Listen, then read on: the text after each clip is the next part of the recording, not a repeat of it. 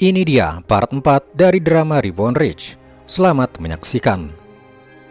Di part sebelumnya, kita sudah melihat sepak terjang Dojun yang telah berhasil mengalahkan paman dan bibinya.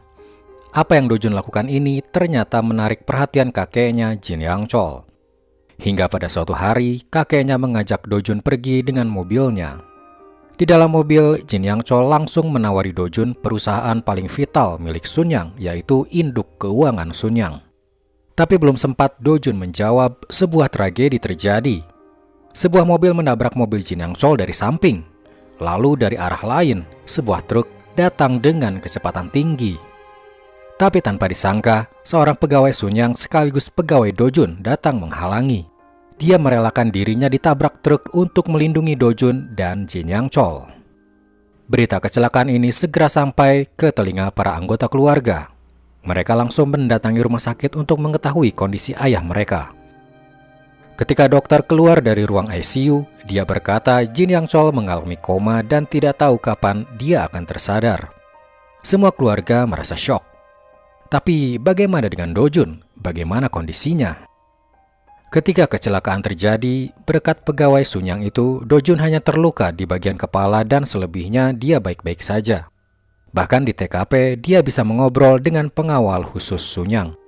Mereka diberi tugas oleh Dojun untuk menyelidiki siapa sebenarnya dalang di balik semua ini. Karena di saku supir truk yang menabrak, ditemukan sebuah kertas bertuliskan plat nomor mobil Jin Yang Chol. Artinya, si supir truk memang mengincar mobil berplat nomor di kertas itu, sengaja untuk ia tabrak. Di rumah sakit, Dojun memasuki sebuah ruangan. Tak disangka, ternyata Jin Yang Chol sedang duduk di atas kasur. Dia hidup dan tidak koma. Para anggota keluarga Sun Yang tak ada yang tahu kalau Jin Yang Chol memalsukan kondisi komanya itu. Mereka kini mengobrol di sebuah ruangan. Anak pertama dan anak kedua tengah berselisih mengenai kondisi perusahaan induk keuangan Sun Yang. Yongki berpendapat perusahaan itu harus segera dibuat dan disahkan. Tapi Dongki, anak kedua, berkata kalau saat ini tidak tepat untuk membuat perusahaan.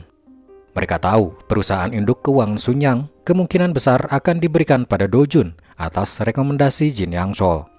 Karena belakangan ini ayah mereka itu melihat Dojun sebagai kandidat terbaik dan mereka merasa terancam.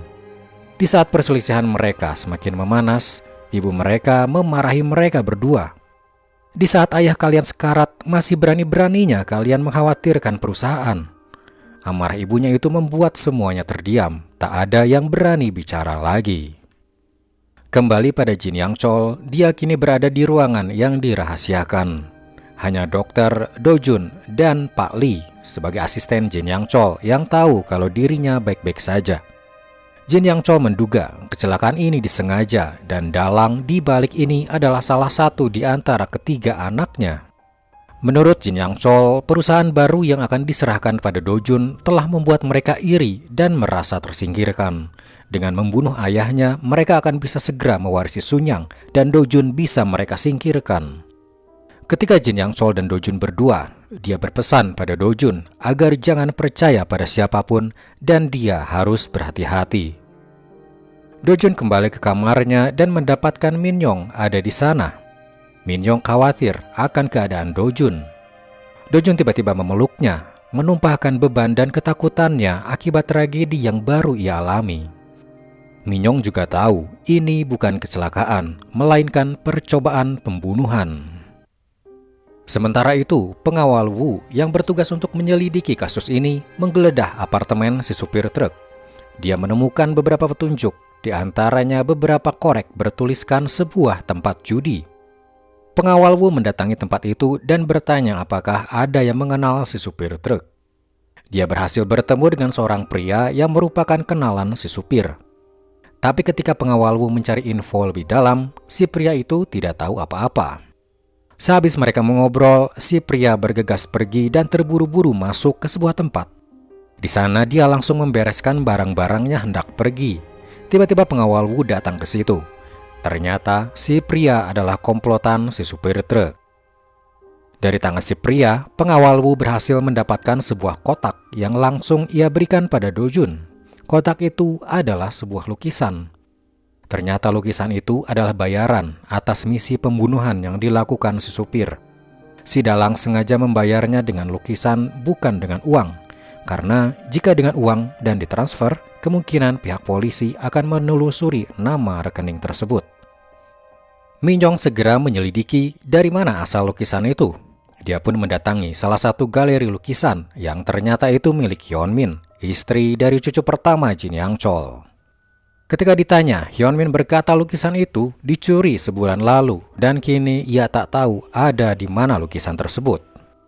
Kembali pada Jin Yang Chol, kini dia tahu dalang pembunuhan ini bukanlah ketiga anaknya, melainkan sepertinya cucu sulungnya atau istrinya, atau mungkin keduanya. Lalu tiba-tiba Jin Yang Chol bertingkah aneh. Dia langsung merasa ketakutan. Raut wajahnya memancarkan rasa takut yang belum pernah ia tunjukkan sebelumnya. Dia bahkan tak mengenali Dojun dan berlari menghindar seperti anak kecil. Kejadian ini langsung dilaporkan pada dokter. Dokter berkata sepertinya akibat dari benturan dari tabrakan membuat otak Jin Yang Chol yang sudah terkena kelainan mengalami delirium. Delirium adalah kondisi kebingungan mendadak dan bisa dibilang si pengidap bisa berubah menjadi orang tidak waras. Beberapa hari kemudian, Jin Yang Chol terlihat sedang bersiap-siap untuk pergi. Hari ini adalah hari rapat dewan mengenai dibukanya perusahaan induk keuangan Sunyang. Dia bersikeras ingin datang ke rapat itu karena dia ingin merekomendasikan Dojun sebagai kandidat CEO. Dojun dan Pak Lee terlihat cemas dan berkata kalau sebaiknya Jin Yang Chol istirahat saja. Tapi Jin Yang Chol tetap ingin pergi dan tak bisa dicegah. Tiba-tiba Dojun membuka jendela dan kakeknya disuruh melihat pantulan bayangannya. Ternyata dirinya lupa memakai celana. Ini adalah salah satu efek penyakit deliriumnya, sehingga dirinya menjadi pikun dan kebingungan. Tapi Jin Yang Chol langsung berteriak tak terima kalau dirinya pikun dan meracau. Dirinya ini Jin Yang Chol, pimpinan tertinggi Sunyang yang hebat itu. Dojun meneteskan air mata, melihat sendiri bagaimana kakeknya yang dulu hebat dan ditakuti, kini perlahan menjadi orang bingung dan tidak waras. Akhirnya rapat itu diadakan tanpa kehadiran Jin Yang Chol. Agenda rapat itu adalah pengesahan dibukanya perusahaan induk keuangan Sunyang yang dilanjutkan dengan pemilihan kandidat CEO baru. Kandidatnya ada dua, yaitu Dojun dan Pak Lee.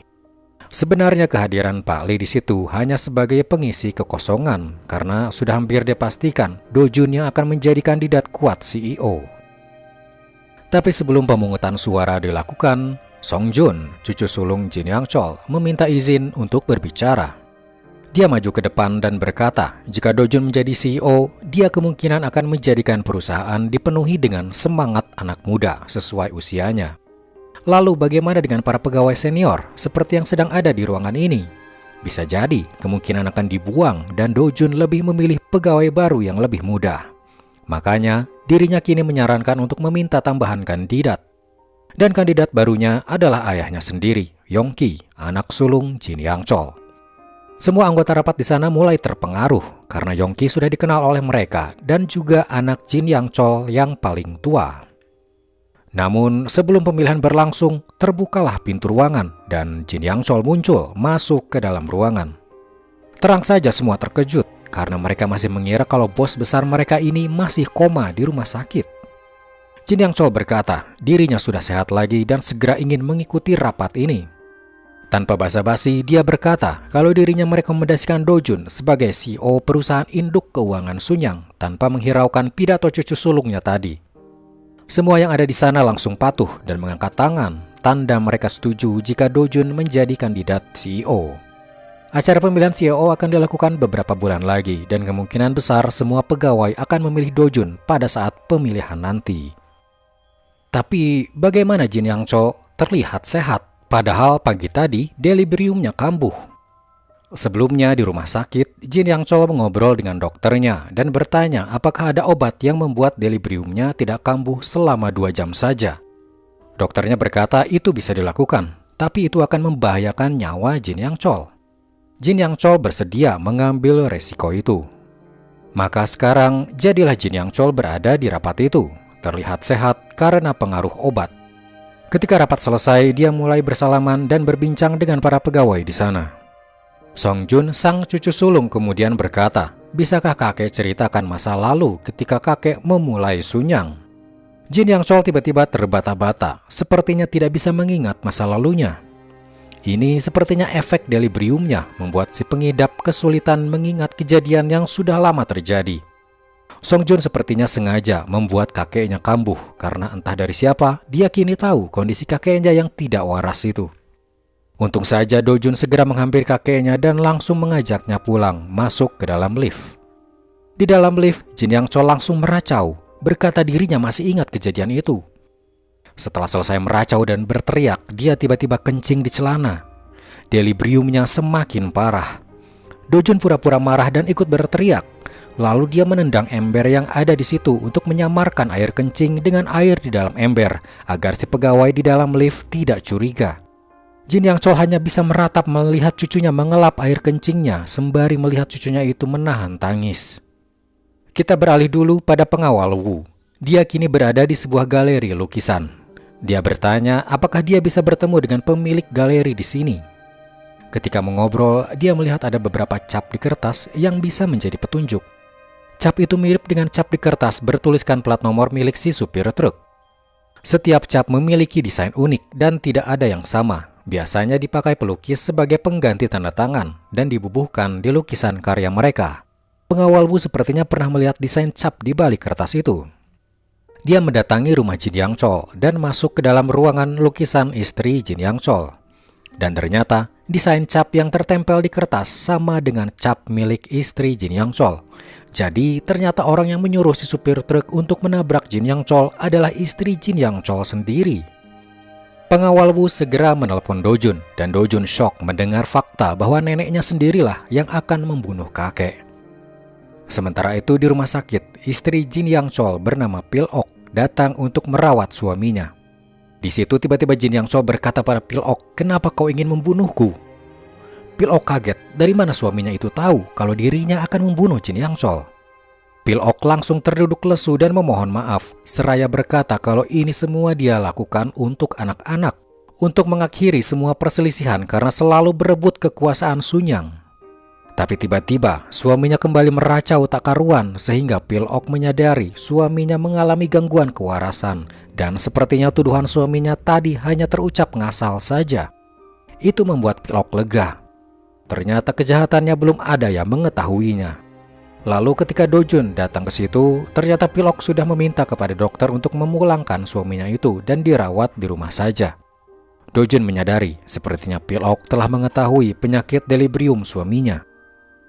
Ketika sampai di rumah, Pil Ok dan seluruh anak-anak langsung mengadakan makan bersama untuk syukuran bahwa ayah mereka sudah bisa pulang dari rumah sakit. Di hari itu Pil Ok sengaja tidak mengajak serta keluarga Do Jun karena ada yang ingin dia sampaikan hanya kepada ketiga anaknya. Dia berencana untuk memberitahu pada mereka kalau ayah mereka sudah hilang kewarasannya, yang artinya sudah tak bisa menjalankan perusahaan. Tepat sebelum Pil Ok hendak berbicara, muncullah Do Jun sambil membawa sebuah amplop berisi riwayat kesehatan Jin Yang Chol. Tapi ada sebuah kartu nama bertuliskan galeri SIM. Pil Ok langsung tersadar, sepertinya Do Jun tahu sesuatu tentang fakta siapa dalang kecelakaan mobil tersebut. Ketika mereka berdua mengobrol di galeri lukisan pribadi Pil Ok, Do Jun berkata, "Aku tahu, neneklah dalang percobaan pembunuhan aku dan kakek." Pil Ok tak bisa berkutik karena Do Jun punya semua bukti, dari lukisan hingga cap unik milik Pil Ok sendiri yang ada di kertas bertuliskan plat nomor itu. Do Jun berkata, "Aku akan merahasiakan ini kalau nenek juga merahasiakan kondisi ketidakwarasan kakek. Jika ada orang yang tahu kalau kakeknya itu tidak waras, maka Do Jun akan membongkar kejahatan Pil Ok." Hari-hari pun berlanjut kembali dan Jin Yang Chol kini banyak berada di rumah, tapi masih mengawasi perusahaannya lewat laporan Pak Lee dan Do Jun. Suatu hari, salah satu produk Sunyang Motors, yaitu mobil bernama Apollo, mengalami penjualan yang sepi. Mengetahui hal itu, Do Jun berkata, "Aku akan membuat Apollo menjadi mobil yang akan banyak dibeli orang asalkan kakek mengizinkanku mengelolanya." Jin Yang Chol menyetujui hal itu. Tapi ketika Do Jun tak ada, dia merenung. Di antara semua anaknya terlihat Do Jun mulai perhatian pada dirinya, seolah mengasihaninya. Dan ini akhirnya membuat Jin Yang Chol berpikir untuk merubah surat wasiatnya. Beralih pada Dojun, kini dia memberikan presentasi apa yang harus dilakukan Sunyang Motors untuk menaikkan penjualan mobil Apollo. Kebetulan bulan depan nanti akan ada Piala Dunia yang akan diadakan di Korea dan Jepang. Dojun berencana untuk beriklan di saat Piala Dunia berlangsung. Dia berkata, jika tim Korea Selatan berhasil mencapai babak semifinal dan kita beriklan terus, penjualan mobil Apollo akan menyentuh 1.000 unit, penjualan akan meningkat. Awalnya para pegawai lain tak percaya dan meremehkan tim Korea Selatan karena belum pernah dalam sejarah tim sepak bola Korea Selatan mencapai semifinal. Bahkan masuk 16 besar saja mustahil. Tapi Dojun sudah tahu di masa lalunya Korea Selatan akan berhasil maju hingga semifinal, maka dia berani mengajukan strategi beriklan di Piala Dunia.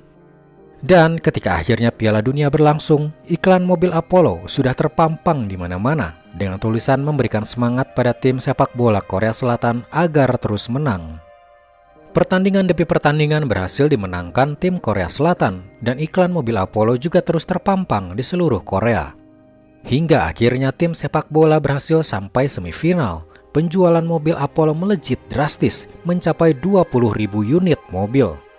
Pencapaian yang luar biasa, bahkan hingga tertulis dalam Guinness Book of Records.